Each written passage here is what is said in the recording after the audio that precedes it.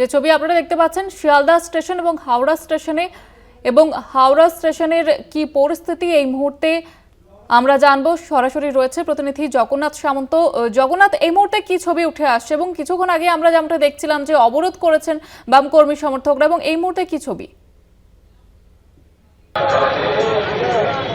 দেখো, কিছুক্ষণ আগে অবরোধ হয়েছিল ফেরি সেবা চলাচলের যে জায়গা ছিল সেখানে পুরোপুরি ফেরি সেবা চলাচল বন্ধ করে দিয়েছে। তাই বাম কর্মী সমর্থকরা যারা ট্রেনে করে আসছে বিভিন্ন প্রান্ত থেকে, তারা যখন পরিষেবা পাচ্ছে না তারা ক্ষোভে বিক্ষোভে ফেটে পড়ছে এবং পরিষেবার যে গেট সেইখানে রাস্তা অবরোধ করে দীর্ঘক্ষণ রেখেছিল। কিন্তু বাম নেতৃত্ব তারা জানাচ্ছেন যে অবশেষে ব্রিগেডের দিকে যেতে, কেননা ব্রিগেডের সমাবেশে ভিড় করতে হবে, অর্থাৎ যে হাজার হাজার বাম কর্মী সমর্থকরা আসছে তারা যাতে ব্রিগেডের উদ্দেশ্যে যায়, তারপরে তাদের কথা শুনে ব্রিগেডের উদ্দেশ্যে যাচ্ছে। তবে সকাল থেকে হাওড়ায় হাজার হাজার কর্মী সমর্থকরা আসছে এবং হাওড়ায় একটি ক্যাম্পও করে রয়েছে। তোমাকে দেখাবো যে ক্যাম্পে রয়েছে সমস্ত বাম নেতৃত্ব। সেই বাম নেতৃত্ব ক্যাম্পেতে রয়েছে, তারা মিছিল আছে। আমি নেতৃত্বের থেকে জেনে নেবো, সকাল থেকে ফেরি পরিষেবা বন্ধ, বামেদের যেতে অসুবিধা কতটা।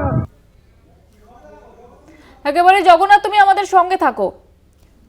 যে ছবি আপনারা দেখতে পাচ্ছেন হাওড়া স্টেশনে, সেখানে বাম কর্মী সমর্থকরা তারা জড়ো হয়েছিলেন এবং তাদের দাবি ছিল ফেরিঘাট খুলে দেওয়ার জন্য, এবং সেই কারণে তারা অবরোধও দেখান এবং যার কারণে যানজটের সৃষ্টি হচ্ছে। সে ছবি আপনারা দেখতে পাচ্ছেন। ইতিমধ্যে তারা বাসে করে ব্রিগেডের উদ্দেশ্যে রওনা দিয়েছে। জেলা থেকে বহু কর্মী সমর্থক তারা আসছেন হাওড়া স্টেশনে জমায়েত, এবং সেখানে অবরোধ দেখাচ্ছিলেন কিছুক্ষণ আগেই বাম কর্মী সমর্থকরা, এবং ইতিমধ্যেই তারা বাসে করে ব্রিগেডের উদ্দেশ্যে রওনা দিতে শুরু করেছেন। ফেরিঘাট খোলার দাবিতে সরব হয়েছিলেন এবং সেখানে হাওড়া স্টেশন অবরোধ করতে দেখা যায় বাম কর্মী সমর্থকদের। আমরা আবারও চলে যাব জগন্নাথের কাছে। জগন্নাথ, তুমি যেমনটা জানাচ্ছিলে, দেখো, একেবারে তুমি দেখে রাখবে যে হাজার হাজার কর্মী সমর্থকরা যারা হাওড়া স্টেশন হয়ে হাওড়া ফেরিঘাটের দিকে যাচ্ছে, তারা প্রত্যেকেই ক্ষোভ প্রকাশ করছে যে অন্যান্য সময় ফেরি পরিষেবা চলাচল করে, কিন্তু আজকে একটা গুরুত্বপূর্ণ বামেদের মিটিং, যেন 26 সালে নির্বাচন, এই নির্বাচনের আগে এই মিটিং এবং যে বিক্ষোভ সমাবেশ বা ব্রিগেড সমাবেশ তার একটা জরুরি ছিল। সেইখানে যখন আসে তারা বাধার মুখে পড়ছে, অর্থাৎ তারা পরিষেবা পাচ্ছে না, পায়ে হেঁটে যেতে হচ্ছে।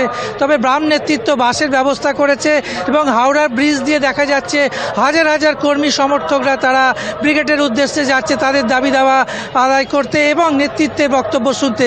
তুমি জানো যে বক্তব্য শোনার আগেই যে বামেদের বিশাল মিছিল দ্বিতীয় হুগলি সেতু দিয়েও বাসে করে যাচ্ছে। বাসের মাথায় আমরা দিক দেখতে পাচ্ছি যে বসে যাচ্ছে, অর্থাৎ জেলার বিভিন্ন প্রান্ত থেকে হাজার হাজার কর্মী সমর্থকরা তাদের উজ্জীবিত করতে যে ব্রিগেড সমাবেশ, অর্থাৎ 26শে নির্বাচনে যে পথ বেছে তারা এই সমাবেশে অংশগ্রহণ করছে, ক্ষমতা প্রদর্শন। অর্থাৎ দেখা যাক ব্রাহ্মেরা ব্রিগেড ভরাতে পারে কিনা এবং হাওড়ার নেতৃত্ব কতটা এই সময় দিতে পারে, সেটাই দেখার আজকের এই ব্রিগেড সমাবেশে। একেবারে এদিকে আমাদের নজর থাকবে। আপাতত ধন্যবাদ জানাবো জগন্নাথ।